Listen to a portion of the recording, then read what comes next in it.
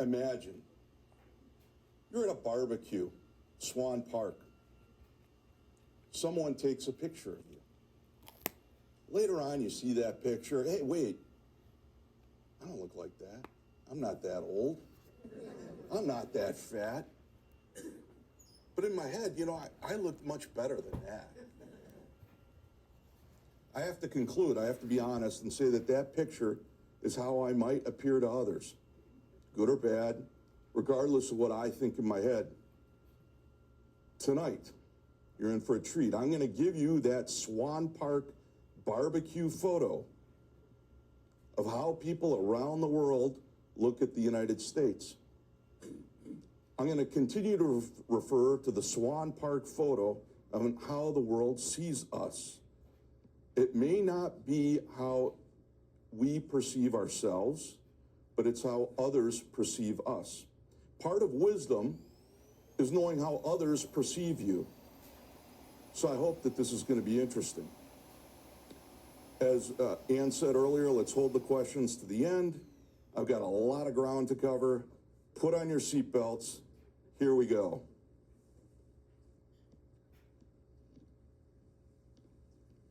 I always like to give my audience the bottom line up front, the bluff, bottom line up front.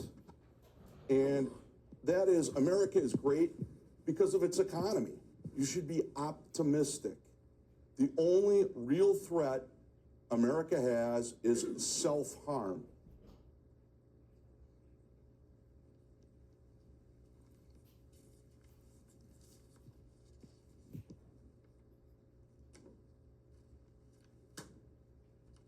In the Swan Park barbecue photograph, you're going to see reasons for that optimism, why our economy is great. A relentless dynamism is the essential characteristic of the American economy. That dynamism is the ultimate force propelling the economy forward. Set against this, reasons for pessimism, sources of self-harm, toxic politics, fiscal vulnerabilities. You'll see them in that Swan Park photo as well. Let's get started. These are the advantages that I see that make America great. Let's look at each one. Our geography makes America a fortress. Germany in World War II could not attack us. Japan could not attack us. We have no threat from Canada. We've got no threat from Mexico. And our geography is better because we started with more. We had ample room for westward expansion. And that room that we got included ample resources. For example, we have the best quality farmland in the world, period. Brazil, I've been there, I've been out, I've looked at their fields. They have state-of-the-art, high-tech, mechanized precision agriculture for massive wheat and corn production. Our farmland is 5 times more productive than theirs. We are self-sufficient in oil and gas. We have extensive coal deposits. Our shale boom has helped to fuel economic growth over the past 2 decades. In Wapaka, the foundry is one of the largest in the world. It's here because we happen to have the exact right grade of sand deposits. Because of our size, most of our economy is internal. We're not reliant on exports. Our value chains are short. We have temperate climates with water resources. Natural disasters are limited.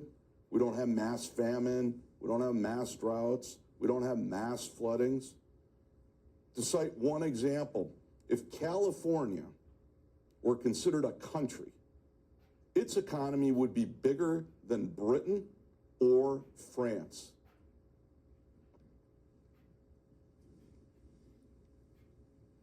Let's look at the advantages of our economy. America is great because its economy is great, even if this is flashing. I'm going to turn it off. Remember that Swan Park barbecue photograph of everyone? We can see in that photograph an economy with an unemployment rate of 4% and a per person average income level of $85,000. America does not have to be made great. It already is great. The default assumption tonight that you should have is optimism. Let's break down these key factors. A country's economic potential depends on two major things: productivity and population. America has strong productivity thanks to a big competitive market, top universities, and the rule of law. Since the 1990s, America has grown faster than the other rich countries. America's output per person is 30% higher than in Europe or Canada, and 60% higher than in Japan. Even Mississippi, the poorest state, its citizens earn more per person than Britain, Canada, or Germany. China's economy has recently slowed. In 2021, it was 75% our size. Today, it's 65% of our size. America's growth has actually sped up. Since 2020, America's economy has grown by 10%, 3 times faster than the group of the top 7 global economies. America is the only country in the top 20 economies with both output and employment above pre-pandemic expectations. The strong dollar boosts America's economy and benefits Americans, as seen in how much they're spending when they travel abroad. America's economy helped win the Civil War and World War II. Today, it's still the key to America's greatness. In terms of business rules, America's more relaxed than many other countries. This has allowed companies, especially in the high-tech area, to grow. America's also led with the shale revolution, adding to it economic growth since the early 2000s. The large U.S. consumer market means ideas can spread quickly from small towns all across the country. America mixes light regulation with quick spending during a crisis, like during the pandemic. While the stimulus that we had fueled inflation, it helped keep America growing. Meanwhile, stingier Germany is now in its 2nd year of recession. America's private sector attracts immigrants, ideas, and investment, which leads to more economic growth. America's 7 biggest tech firms are worth more than the entire stock markets of Britain, Canada, Germany, and Japan combined. Amazon spends more on research than all British business combined. The dollar's role as the world's reserve currency makes American debt attractive. This allows the U.S. to spend during these kinds of crises. Innovation keeps giving America an edge. Its universities are the best, attracting top students from around the world. Except for Israel and South Korea, America spends more on research and development, about 3.5% of its economy, than any other country. China has closed the gap, but it still trails the United States. People keep asking me if innovation and industry is going to slow down. On the contrary, it's speeding up.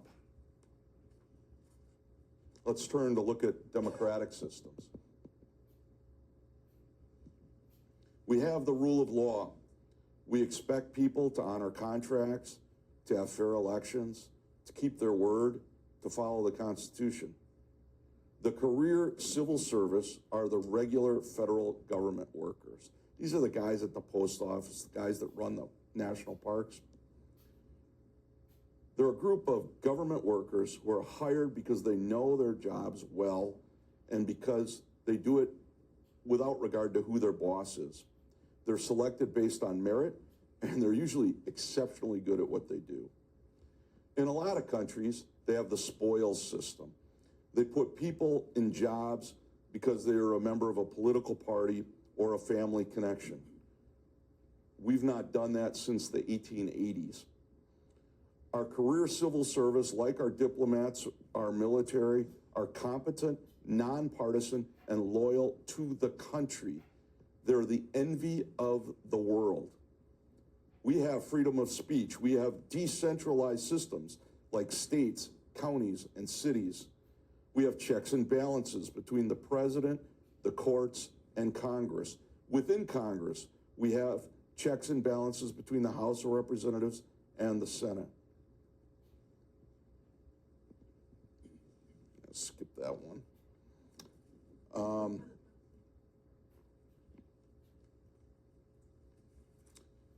So let's look at some weaknesses. The biggest threat to America's success is self-inflicted, bad political choices. In the last few decades, despite constant political fighting, America's economy has grown impressively. It remains the envy of the world. America's strength comes from its economy, but policies can hurt the economy. While America won't lose its economic power right away, bad politics will take a toll eventually. These self-inflicted wounds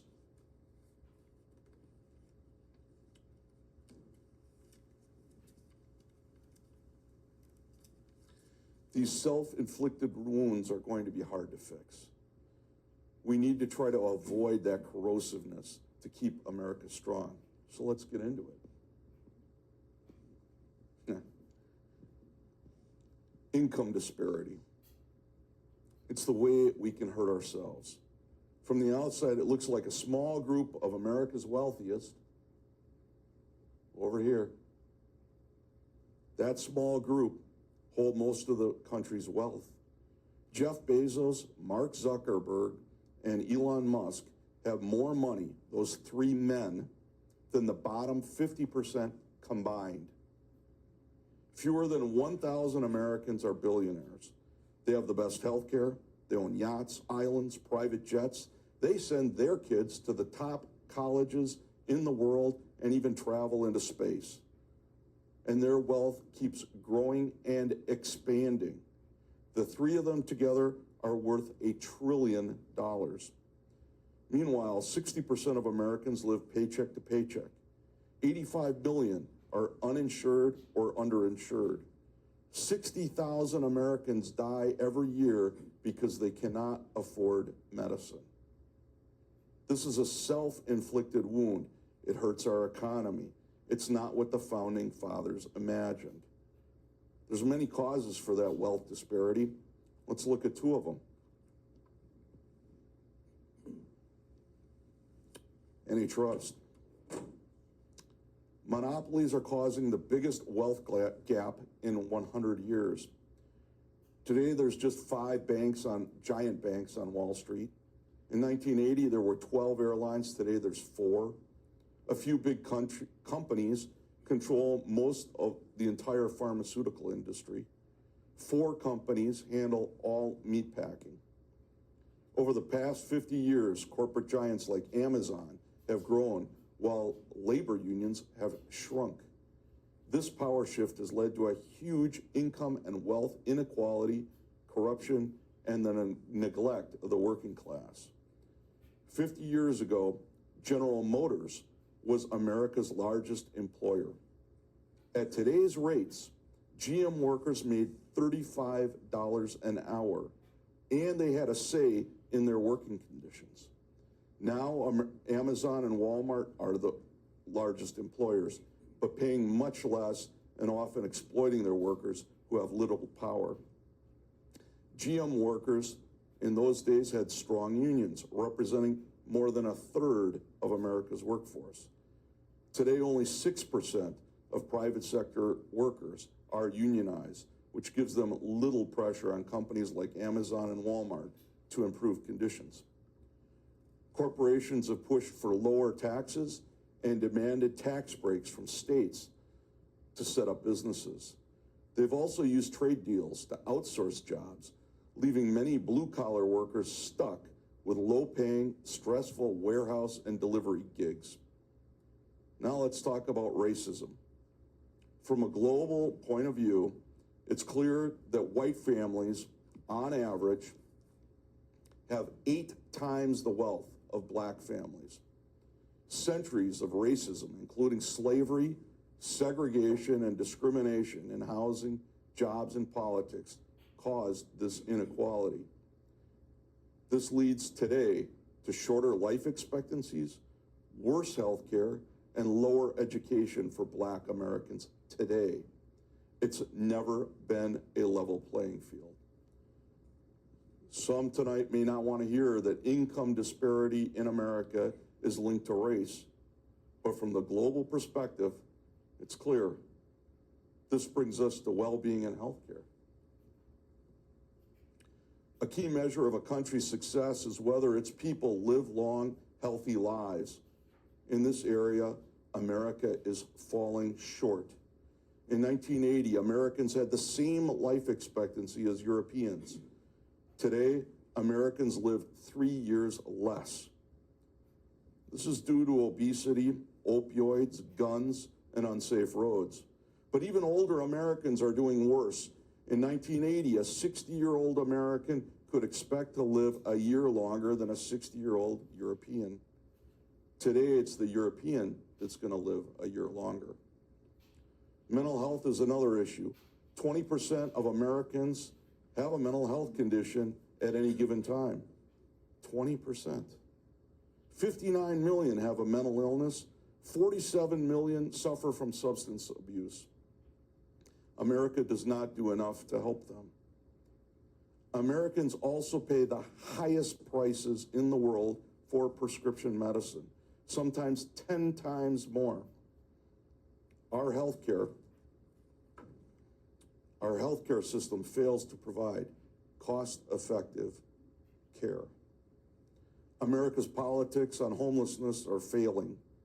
In 2024, homelessness rose by more than 18% due to high housing costs, natural disasters, and more people moving to big cities. On any given night, 770,000 Americans are homeless, including 150,000 children. Go to Japan, go to the Middle East, you won't see any homelessness, but it's visible in places here in the U.S., including here in Wapaka. We'll get to incarceration in a second, but let's look closer at healthcare.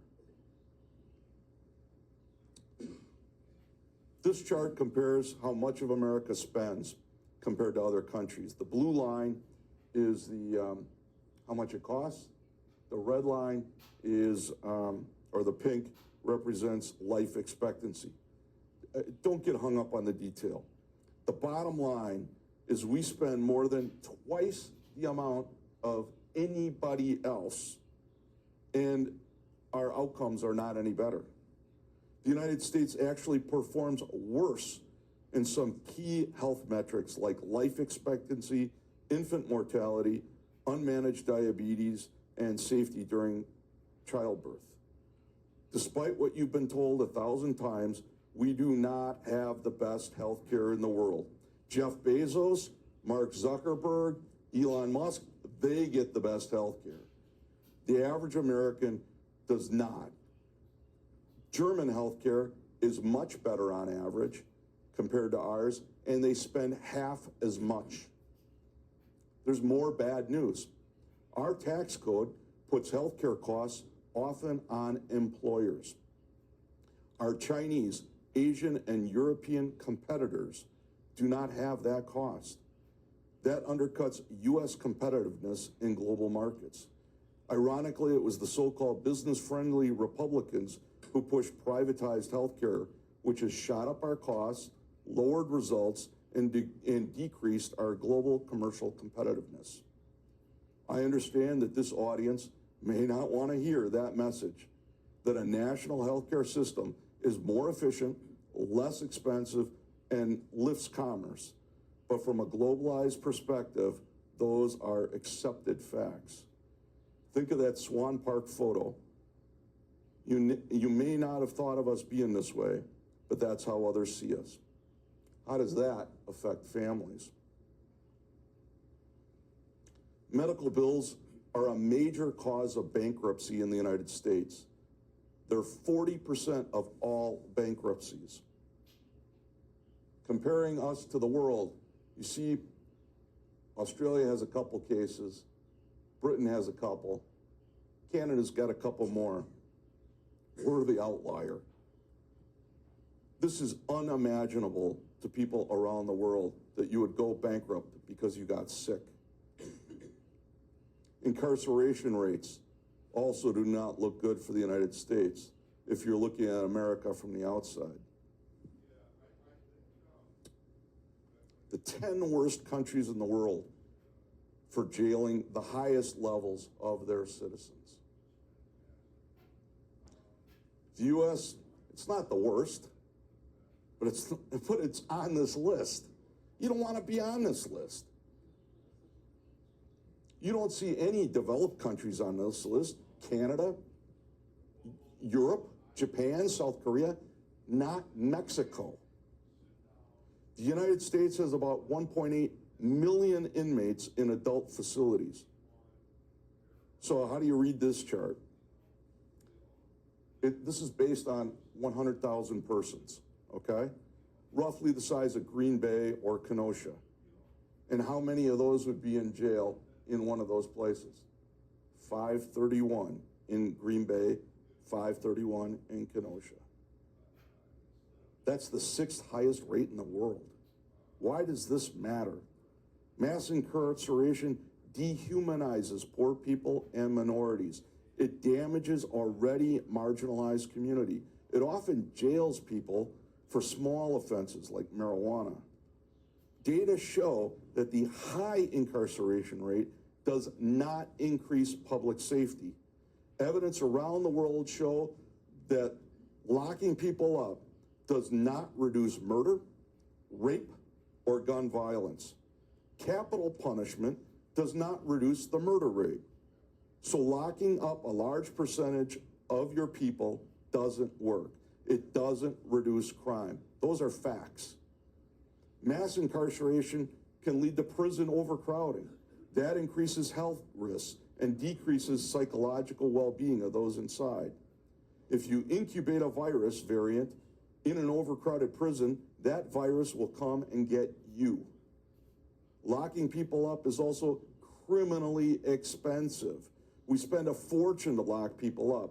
I saw the figure for New York this week, $69,000 per person per year. You pay $69,000 in your tax money for every person you lock up. And it doesn't do any good.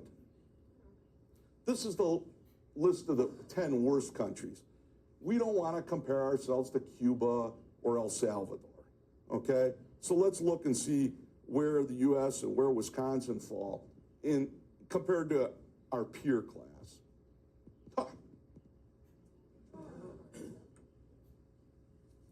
The United States is an outlier. Unusual, huh?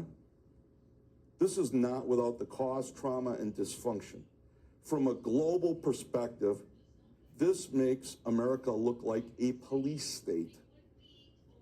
Taking a closer look, about a third of all American prisoners are African American.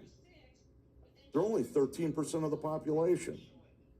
Other data show that African Americans commit the same percentage of crime as anybody else in society. So from a global perspective, it underscores a global perception that American justice is biased and cruel. That may or may not be the way some of you see that. But we're looking at that Swan Park barbecue photo. It should give you pause. Let's look at education. These are some of the critical factors, but let's get into each one. This is for school education, not university. And I don't want you to get hung up on the details here. The takeaway I want you to see is that the United States it ain't the best, it ain't the worst. It's kind of in the middle. PISA is this ranking. PISA is the Program for International Student Assessment. PISA gives us a comparative international ranking, which is this. PISA is the gold standard for educational ranking. Let's unpack how the United States might be able to get better. Critical thinking. Critical thinking is science. It's not about prejudice or politics or superstition. Critical thinking is based on facts. You don't get to have an opinion about whether vaccines work or whether the earth is flat or if climate change is real. There was evolution. Dinosaurs existed. Those are facts. Banning books is stupid. My book is right here, The New Nicaragua. It's available in this library. This book is banned in Nicaragua. I'm going to show you what my take is on critical thinking.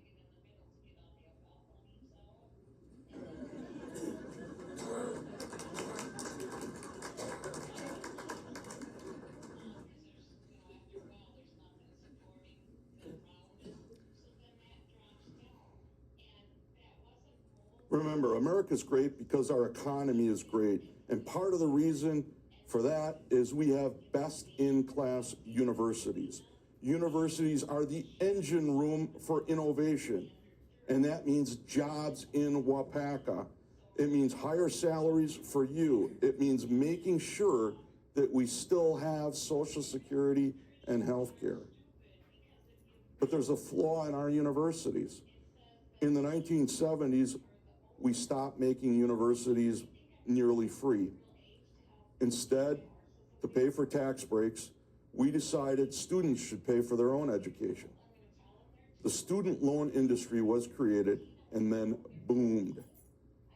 And the state slashed funding for universities.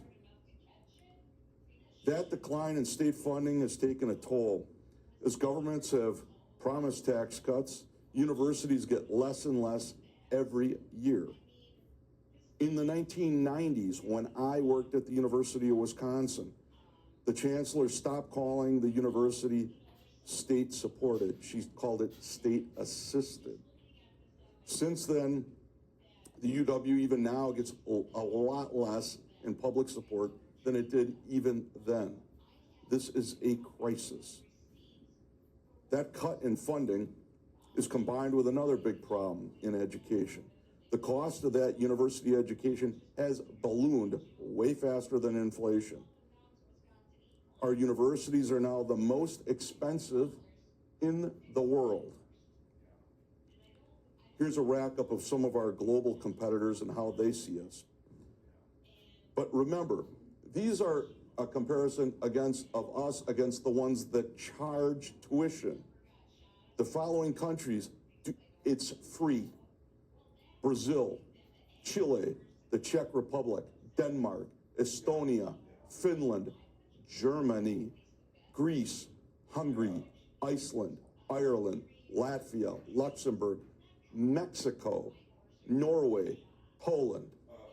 Becky, I think what we need to do, I had a case. All that cost means massive student debt. As of last year, the average federal student loan debt per borrower was it's now just almost $38,000. On top of that are the private loans. What incentive is there for professionals, new graduates, to come to rural America to work when they have to pay off that? And forget public service. Who's going to take a job working for the government? Wonder why our Apaka Theta Care Hospital is closing down its OB/GYN services? It can't get workers.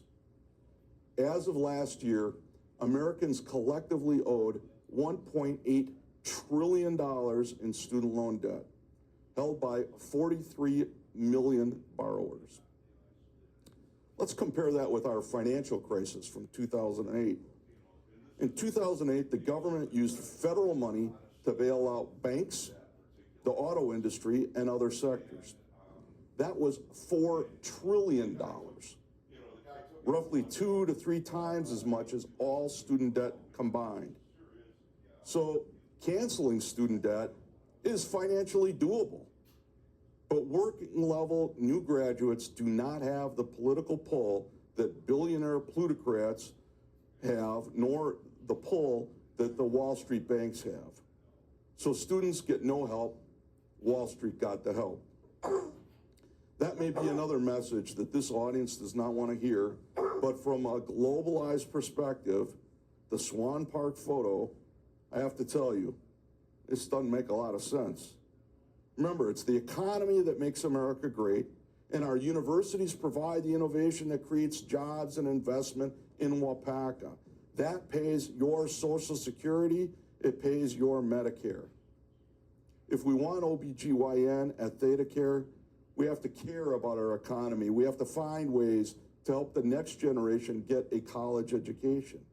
We can't just expect a tax break, continue to borrow from China, and still have our health care and retirement. That's not the math. I think you get it. You may agree with me, but remember, it's not whether you agree with me or at all. This is the Swan Park photograph of the data. How do you fix it? You may say to me, Steve, student loan forgiveness, we got broken politics. It's not going to happen. Let's take a look at that. From an outsider's vantage, it seems that Republicans and Democrats have never mistrusted or disagreed with each other more. On a globalized stage, our inability to get along with others is shocking. Remember, it's the economy that makes America great. We need to avoid self-inflicted wounds. So around the globe, people wonder why all of a sudden we're attacking federal government employees, the envy of the world, the force that makes America great. Why all of a sudden are we attacking the rule of law? Should the independence of the career federal employees or the rule of law be undermined, America would no longer attract the talent and money it needs to keep pushing relentlessly ahead. Attacking them threatens our economy. It's a self-inflicted wound. When we do this, we send a big telegram to China and Russia. America's great, but they're hurting themselves. Now is our moment. America set up the globalized international order after World War II. In other words, we set up the globalized system for the rule of law. The rule of law is key to making America great. American soldiers, some of them buried at the King Veterans Cemetery, fought to create that system. They died at Omaha Beach. They died at Normandy, at Guadalcanal. As a result, the United States was behind the creation of the United Nations, the Paris Agreement on Climate Change, the International Criminal Court, the World Health Organization, NATO, nuclear non-proliferation agreements. Now we are withdrawing support for all these institutions and understandings. We are withdrawing our support for the rule of law, a self-inflicted wound. We are walking away from the sacrifice of those veterans. We're walking away from what makes America great. The world looks to the United States for leadership, stability, predictability. In Wapaka, you need to be able to rely on ThedaCare to give you good health care. You need to know that the police are on your side. You need to be able to rely on the fire department always being there. You need to know that the schools are there. You need predictability and stability. Similarly, the world needs stability and predictability to function. It has always looked to America to be that rock, that point of safety, the shining light on a hill, as President Reagan put it. That light is now out. The world looks at us now and they see whim, they see unpredictability, rancor, division. Can Europeans really rely on NATO? Can our best trade partners, Canada and Mexico, rely on us to have stable, open markets? Are we on the side of peace or capricious trade sanctions? We threaten to invade Panama, Greenland. We threaten to annex Canada. These are self-inflicted wounds. Who benefits if the United States is seen as not steady, unreliable? How do other countries respond? They have to look for other partners. What do you do if your best friend goes crazy and starts treating you badly? You get a new friend. Countries around the world now look to mitigate the risk that the U.S. is no longer being that steady rock, no longer being their best friend. The main beneficiary of that divisive, unpredictable international policy? China. Russia, Turkey, Israel, South Africa, India, Venezuela, Cuba all benefit, but no one more than China. China is now seen as the steady, reliable friend.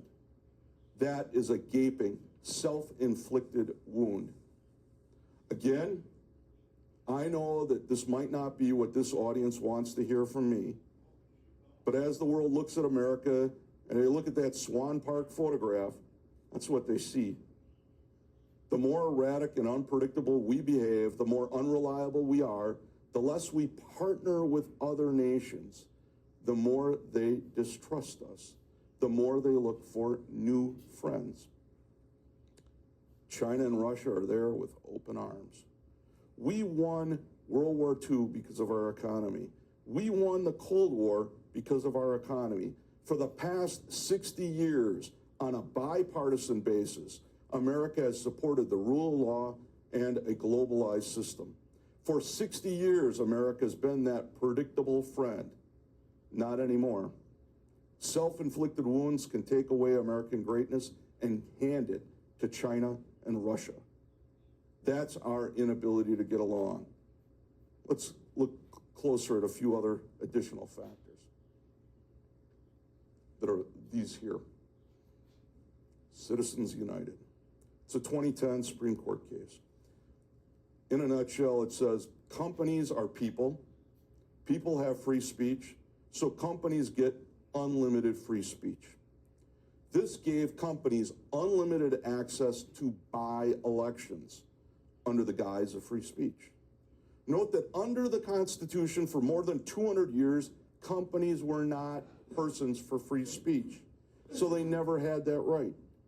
It was a court led by jurists swearing fidelity to the original meaning of the Constitution that made the change. They advanced a political agenda. No other democracy in the world would tolerate this. Last year, Bill Gates gave $200 million to Kamala Harris. Elon Musk gave $250 million to Trump. The world sees us as complete hypocrisy, corruption. This is not what the founding fathers intended.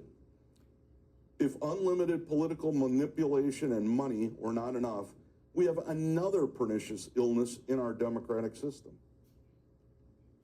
gerrymandering. America is great because of its economy. The economy demands the rule of law. That means we have real elections.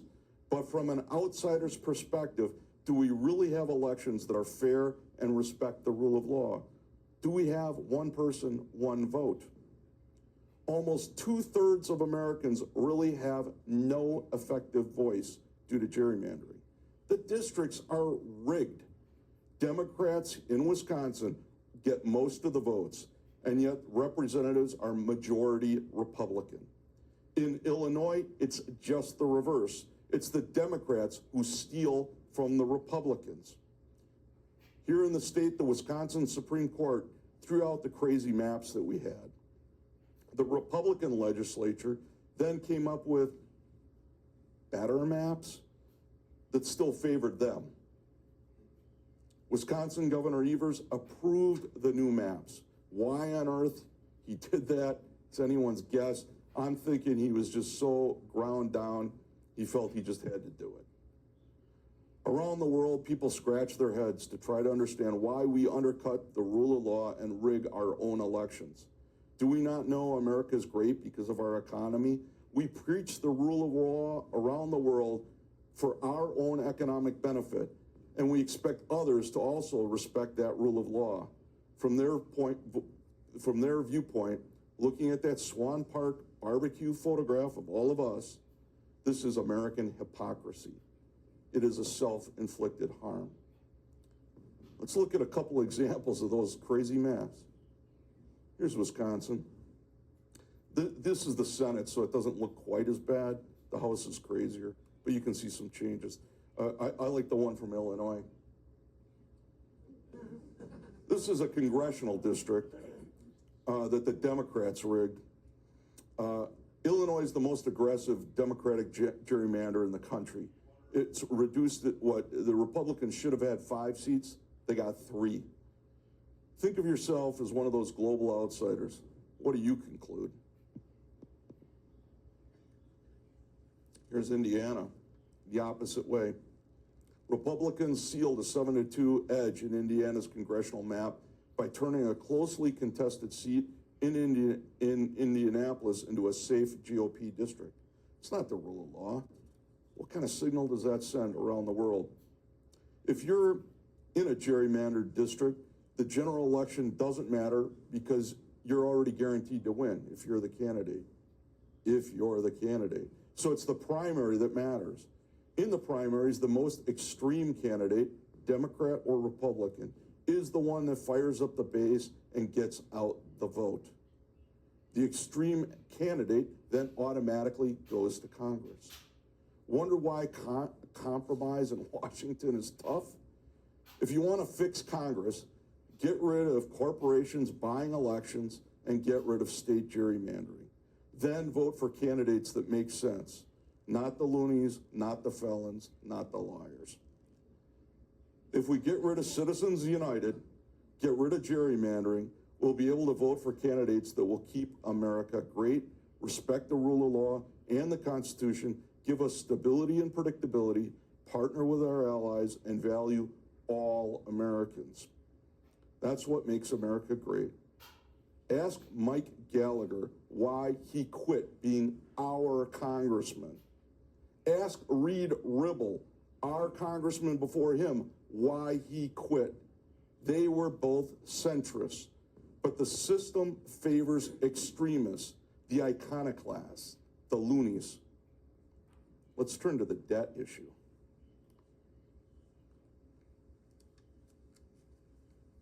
America's great because of its economy, but one of our biggest threats is our self-inflicted wounds.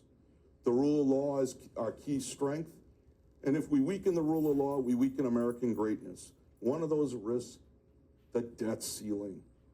In 2011 and again in 2023, America hit its debt ceiling, a limit artificially set by Congress on how much the government can borrow. If Congress hadn't raised the debt ceiling at the last minute, the U.S. would have defaulted on its debts. This could have caused a major crisis for global markets and hurt the dollar's status as the world's safe haven. In other words, America would be willing to fail to pay its debts and break the rule of law. That would hurt our economy, and it's the economy that makes America great. This threat still exists in our toxic politics. We will hit the debt ceiling again later this year, and there's likely to be a lot of political drama. From a globalized point of view, a debt ceiling is crazy. America threatening not to pay its bills? Surely the rule of law would stop that. When the world watches America, they wonder, will we honor our word next time? Will we follow the rule of law? People judge us by how we handled the January 6th insurrection. The rioters were treated to full due process. They were convicted despite looting the Capitol and trying to overturn an election. An officer died. National security documents compromised. Our Congressman, Republican Mike Gallagher, broadcast that insurrection live. It was an attempted coup. How do we respond? The world saw that the justice system acted with maturity and fairness. That's the rule of law. That's what makes our economy great and our country strong. In many countries, the rioters would have been taken out and executed. Had Ulysses S. Grant been president, they would have taken the rioters, hung them on the spot, and gone and burned down their homes. Earlier this month, President Trump let them go. They're free today, including Ross Ulbricht, a global top narcotics dealer. Our president did not stand with law enforcement. This weakens America's reputation. It shows the world that the U.S. is not always serious about the rule of law. This was a major self-inflicted wound. You may not see it that way, but the world does. If America threatens to default and undermines the rule of law, what does the world think? Our economy is great because of the rule of law. If we weaken that, we weaken trust in America as a reliable partner. The debt ceiling crisis, combined with ignoring the rule of law, is another wound. How many wounds can America take before it damages our economy and therefore our greatness? Aside from the debt ceiling, why do we find it so hard to even have a budget? Every year, Congress used to pass a budget around March or April, and that budget would start on October 1st. Lately, last 20 years, Congress has been unable to do that. When a budget isn't passed, the government can either shut down or keep running on the old budget. This is called a continuing resolution. It could last for a day, a month, or a whole year. Right now, the government is running on a continuing resolution. We don't have a budget. Soon there will be another fight over whether to pass a new budget, extend the old one, or shut down the government. No other country on earth does this. America should be a reliable, stable place that follows the rule of law. People around the world wonder, why can't we pass a budget? Looking at the budget itself, neither party has a plan to reduce the growing deficit.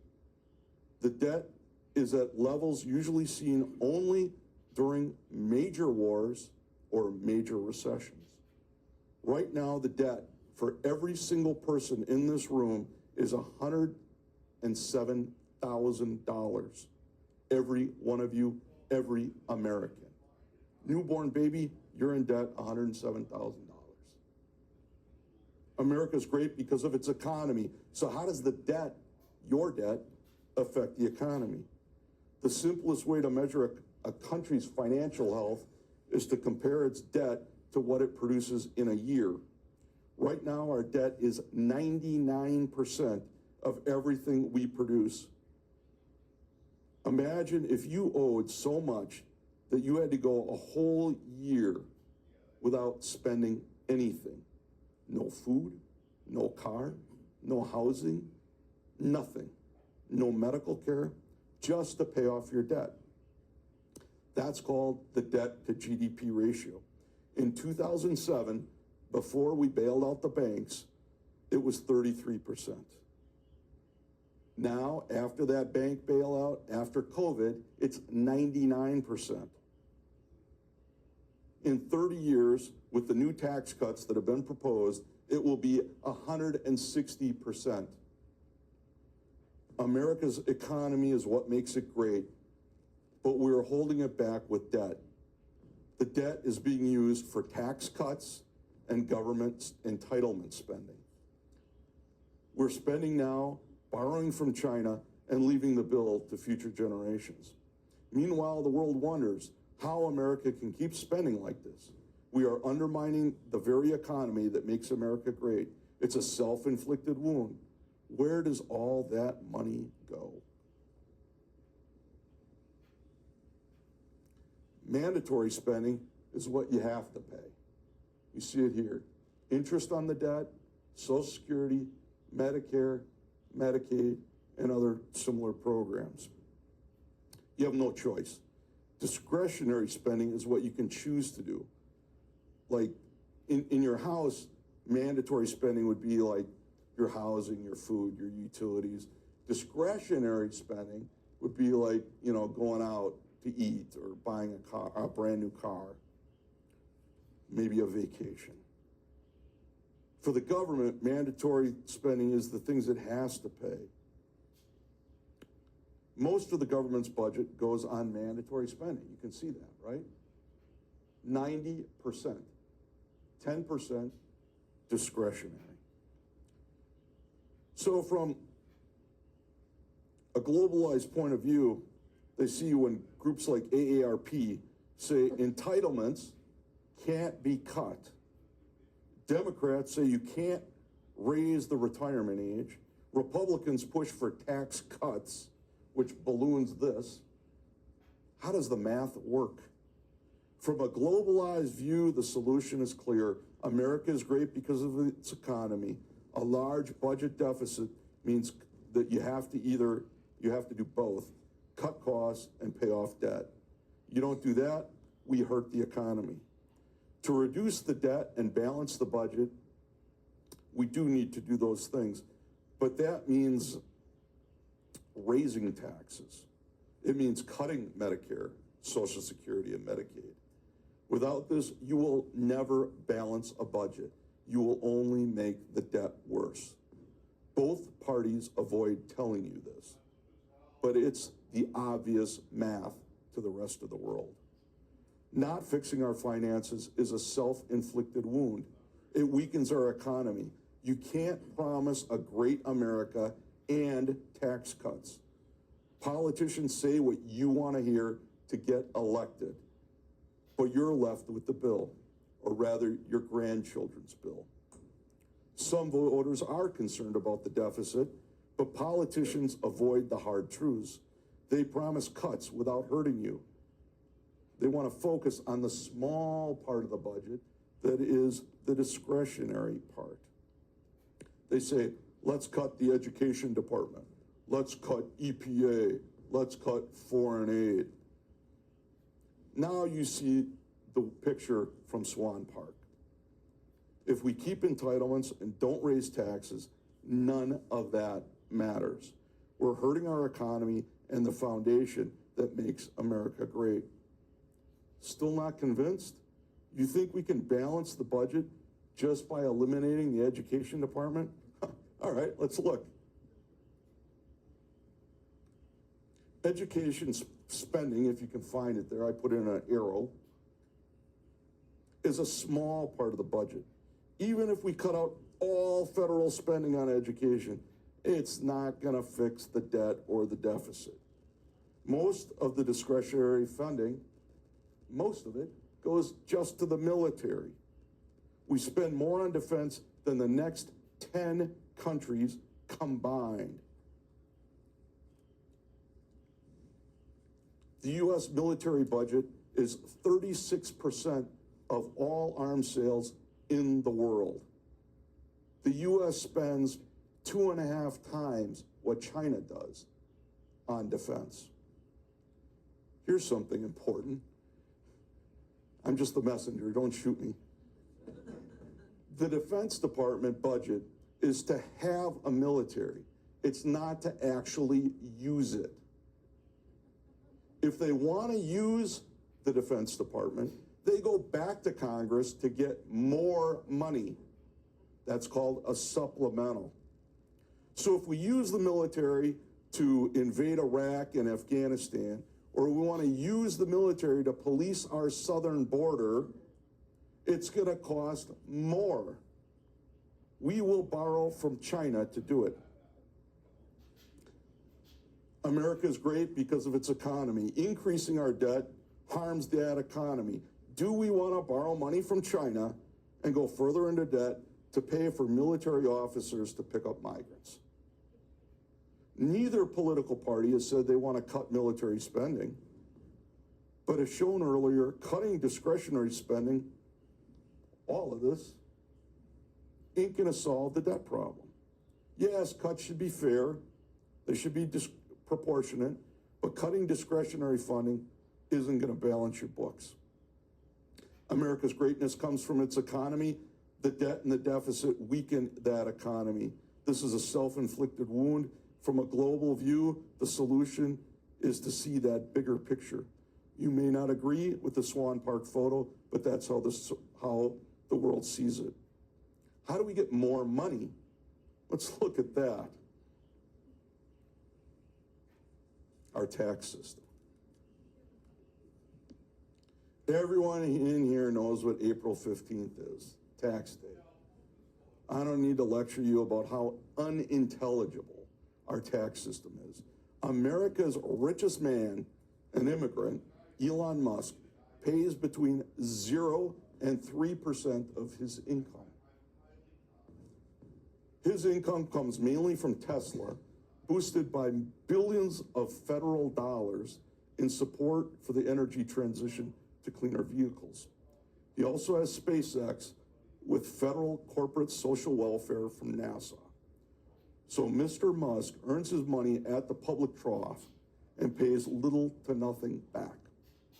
Wow, that's the immigrant's American dream right there.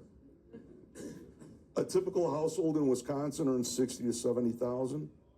That household pays between 10 and 15% in federal tax, another 4 to 6 in state tax, another 2 to 5% in property and local taxes. I'll find it. When you add that up, that Wisconsin family pays 20 to 25% of its income in taxes overall. Musk either pays 0 or up to 3%. It's unfair by any measure. Around the globe, no other country has a tax system this Byzantine, where the system is rigged to allow the rich to game the system. When the world looks at that Swan Park barbecue photo, they see an unelected Elon Musk paying no taxes, buying elections, and eating your lunch, even as he fires career federal workers. He doesn't have the legal authority to fire workers, but he's not following the rule of law. This is a self-inflicted injury to American greatness.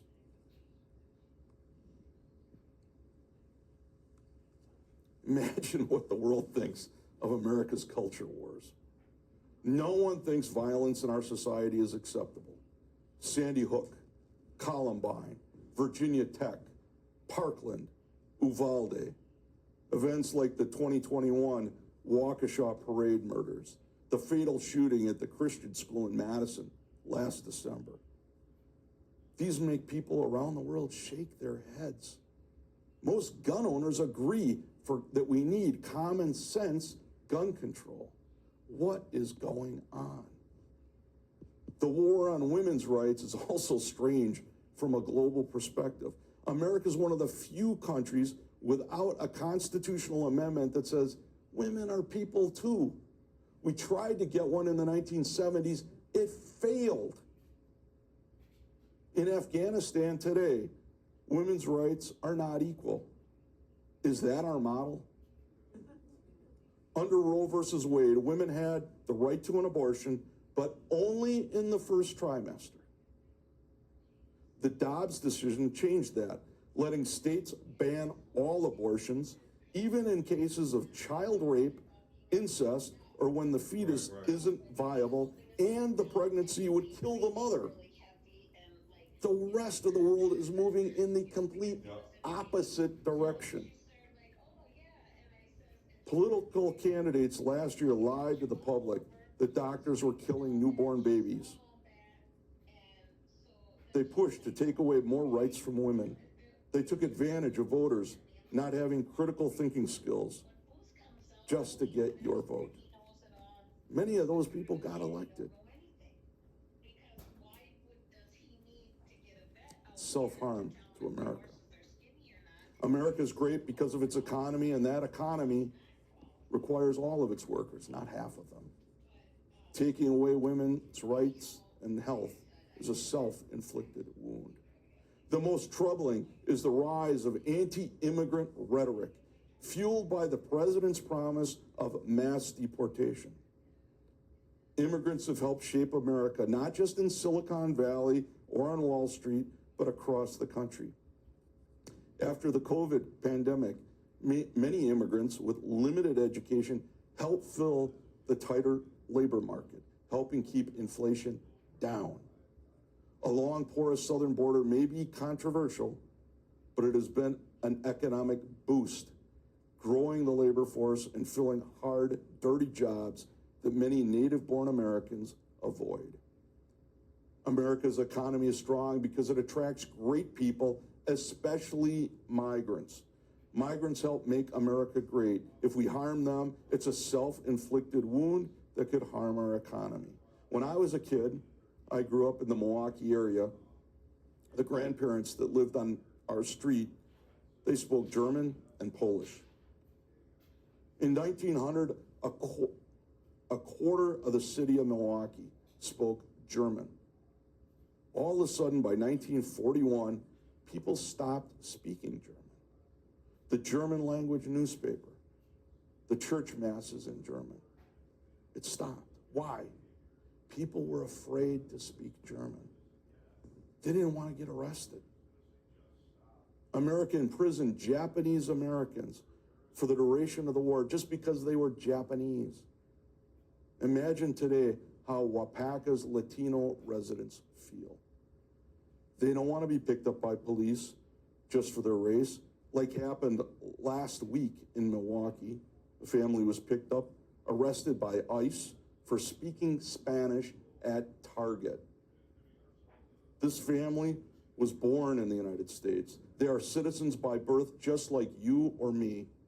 But still, ICE arrested the Milwaukee family for speaking Spanish and not being German or Polish.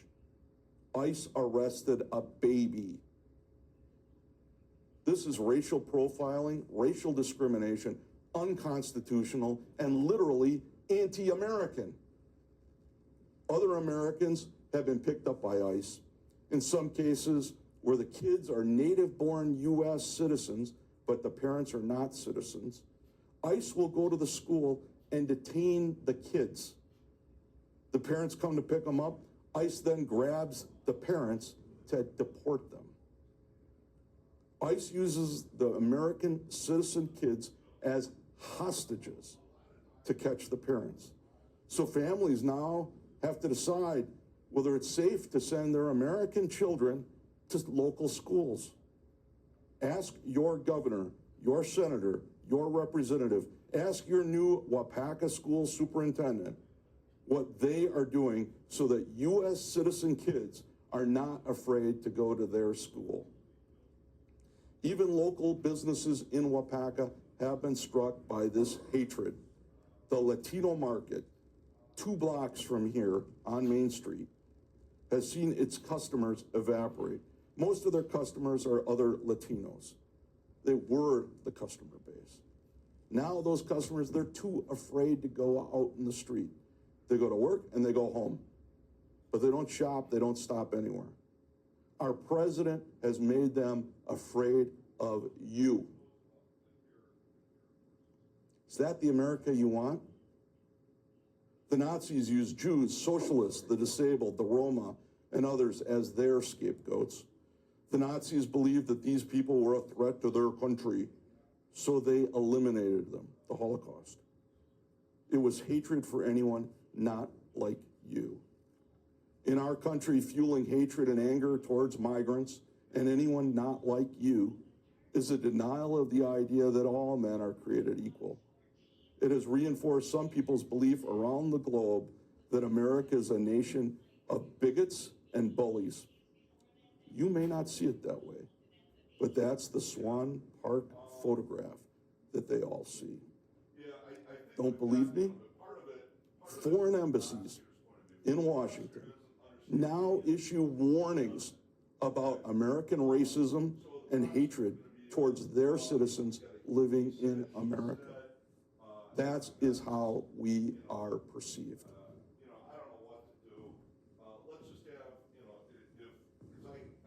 Foreigners are shocked at places like Wisconsin that elect judges. The most costly judicial election in world history was last year in Wisconsin. Not a good look. From a global perspective, Wisconsin is incomprehensible. Judges around the world are also shocked that we have a U.S. Supreme Court without ethics rules or an ethics code. I cannot think of any other country like that. They are shocked that our justices are selected without going through a vetting process. They are not selected based on merit. They are not even evaluated. They are picked by a president for political outcomes. In most countries, there's a merit-based system where lawyers then attend a judicial school. They go through an apprenticeship program. They start at the trial court. They work their way all the way up.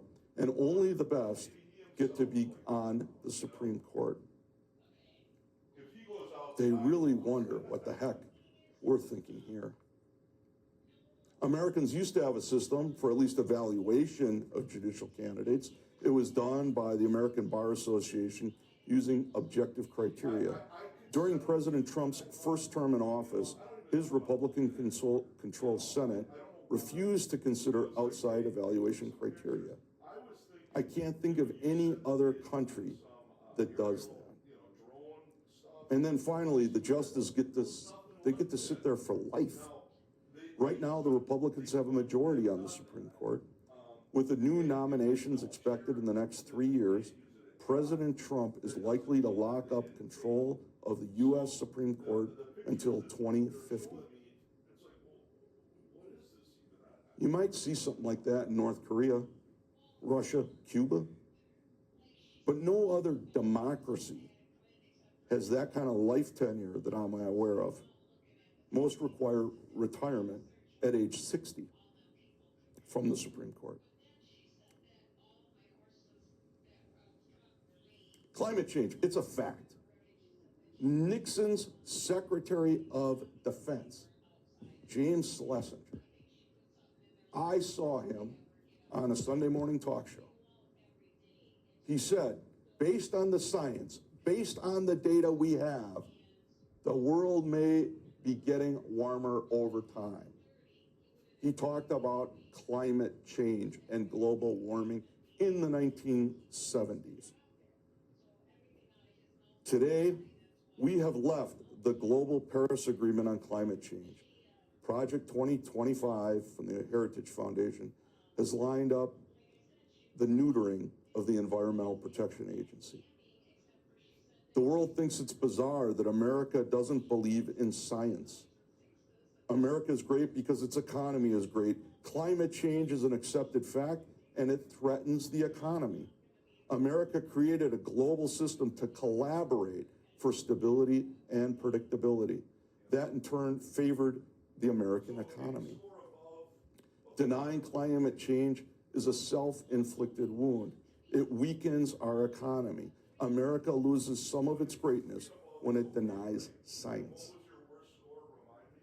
Let's be honest, around the world, leaders know that our White House is not a partner in dealing with the existential threat of climate change. But the rest of the world needs America to be at the table, whether Washington likes it or not. America will not be voiceless.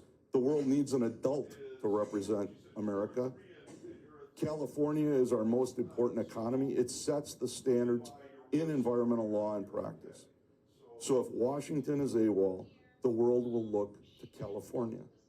The immediate practical effect is that Governor Newsom of California will speak for America on the global stage. President Trump's attitude towards the Paris Climate Agreement on climate change is a power transfer from Washington to Sacramento, but it's also a leadership transfer from Washington to Moscow and Beijing. America is still great, but it's weakened. Let's look at demographics. Social Security started in 1935. Life expectancy was 61, but retirement wasn't until 65. Only 5% of Americans were over age 65. So you had a lot of workers paying for very, very, very few retirees. That meant the burden on the people paying was a lot less.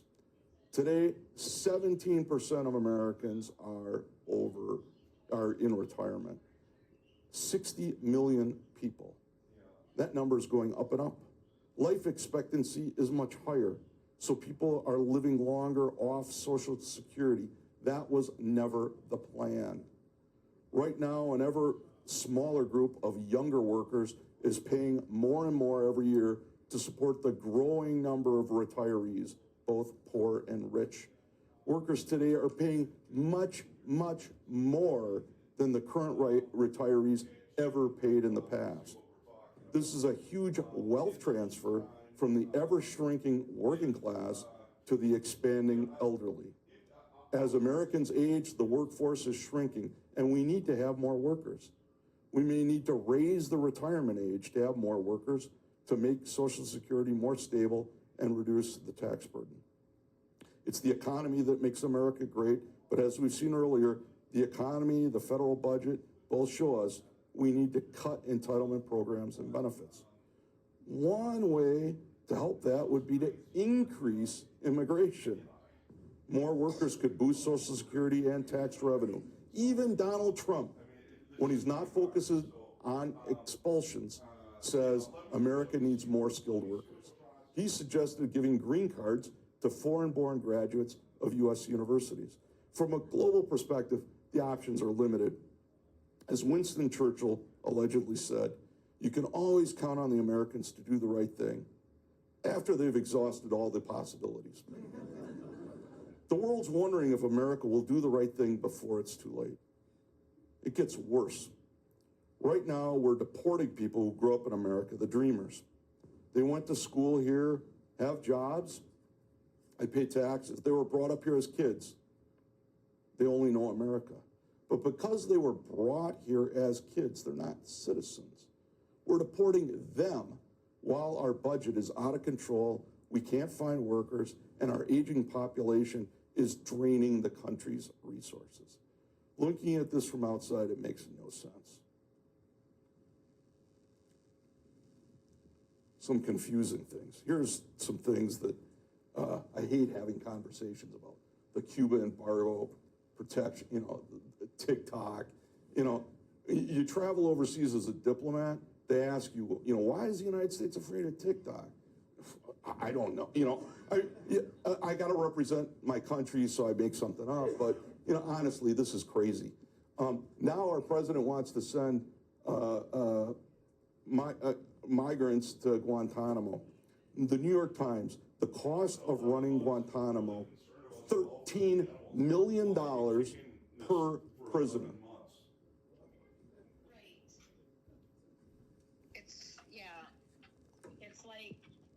Surely, Steve, the Constitution makes us a great, right? It sets forth a government with checks and balances. It guarantees certain freedoms and liberties. It represents the core of our system for the rule of law. America is great because of our economy. The economy relies on the rule of law that emanates from the Constitution. The one thing we can all agree on is the Constitution. Our federal government workers, the civil service, foreign service, our military, all swear allegiance to the Constitution. Anything we do that subtracts from that is a self-inflicted wound. Trying to deny birthright citizenship enshrined in our Constitution is a self-inflicted wound.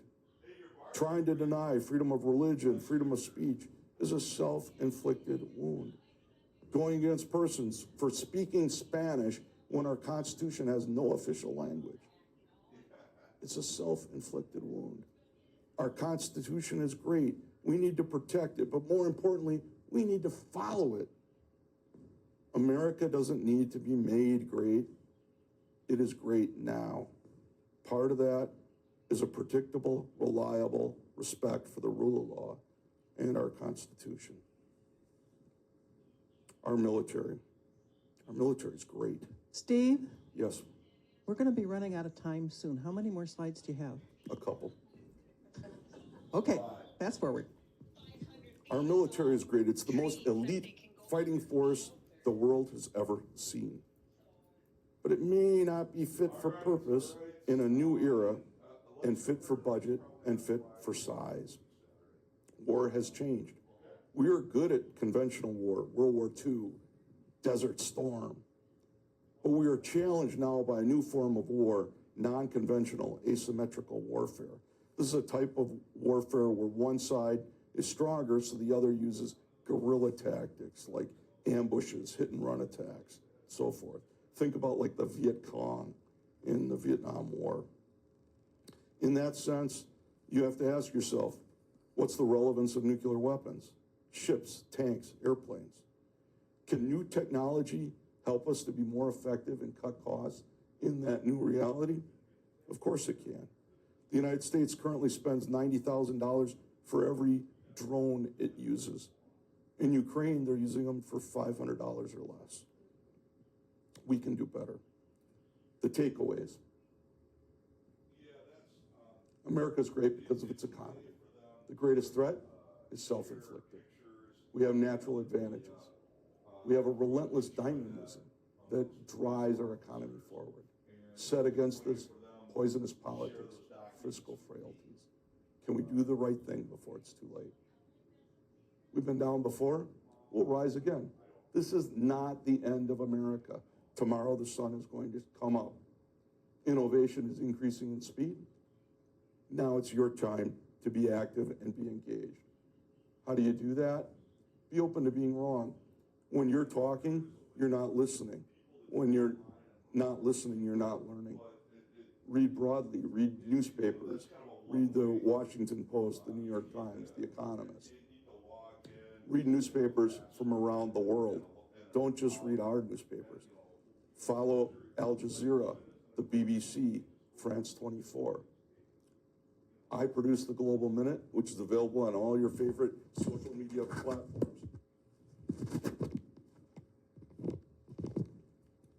And if you have trouble finding that or any of the other products, you can go to stevehendrix.com and find everything you need. And with that, I just want to say a huge thank you to all the organizers of Winchester Academy.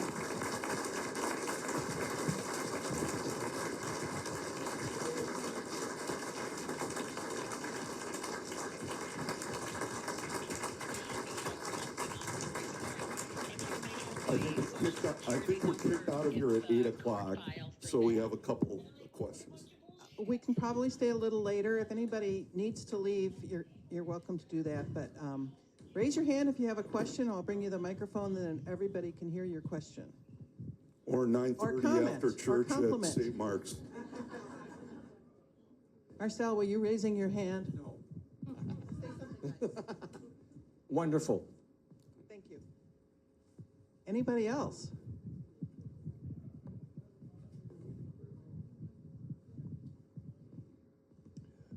Long time ago, different country perhaps. Alexis de Tocqueville said America was great because America was good. And he said if America ever ceases to be good, America will cease to be great. I know that's pretty far-fetched, but I guess goodness was throughout your entire talk, if you look for it. I think maybe it should be emphasized a little bit more. I'll take that as constructive criticism. Hi, Stephen. This might be a long answer, so maybe talk about it later. But what would be your ideas on how to better improve or get rid of gerrymandering, and how could we make elections a lot better? What could we really do about that? In a nutshell, take it out of the legislature. Don't let the politicians do it. Set up citizen commissions, and they often find common sense, logical maps that are much fairer to everyone. The state legislature could decide that they want to set up a citizens committee, and a number of states have done that, and it's worked quite well.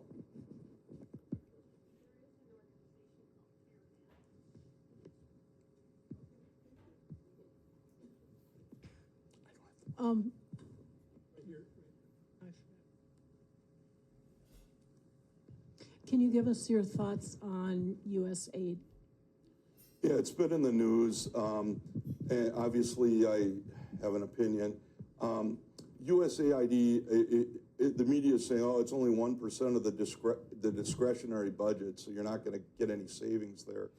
They lie. It's actually closer to like 0.25%. So it's, they even exaggerate when they say 1%. So eliminating it, you'll get no savings. I will guarantee you, if you eliminate the foreign aid program, it has stopped and prevented many, many wars. And it's much cheaper to pay $1.75 through a foreign assistance program than millions of dollars for a soldier. To have one soldier in Iraq during the Iraq War, whether they ever met an Iraqi or not, that soldier cost $1 million US tax dollars a year in 2008. Okay, a lot cheaper to help them with a water system. Here, I'm just wanting to know why that you put Medicare and Social Security in the entitlement programs, because we paid into, we maybe didn't get paid as much as they do now, but we paid every single day that we worked into Social Security, and So it just drives money, me nuts. let me just stop you. When you paid for the people who were receiving it at that time. You did not put it in a box for yourself for the future. You paid for the current people at that time. That money is gone, okay? So currently, the 20-year-olds are now, a very few 20-year-olds who are working are now paying for everyone in this room, okay? They can't afford it. We're bankrupting them. We've got a question back there. So this is a kind of an additional question about Medicare and Medicaid. When you look at your graph, it's obvious that there needs to be a change there. What suggestion is there? Look at this crowd. Many of us are receiving Social Security, and what is the solution to not have younger people under a certain age no longer have to be required to pay for it, or what do you see happening? There's several things you could do. One is increase the retirement age. A lot of people are perfectly able to work past age 65, okay? Another thing you can do is bring in more migrants so they're paying into the system to kind of share that burden out. Another thing you could do is phase out those benefits for multimillionaires, okay? Multimillionaires get all of those benefits. Can you imagine, paying all of that to some billionaire guy? It makes no sense. We've already had one cold, frightened migrant in our church.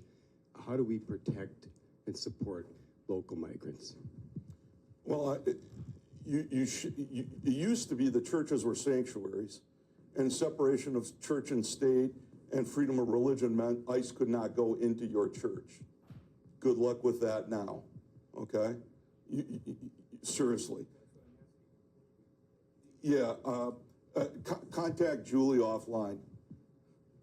I've got ideas. She's consulted the lawyers.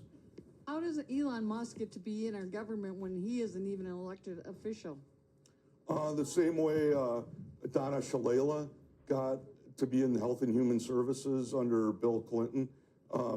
She was appointed to be head of the Secretary for Health and Human Services. President Trump has named him to be head of a new department that doesn't exist, the DOGE, Department of Government Efficiency. So the first thing the DOGE did was create a new government department. Don't you love it? I think we should wrap things up. Steve will be available for comments at the front of the room, and we need to stack some chairs. Thank you very much. Thank you.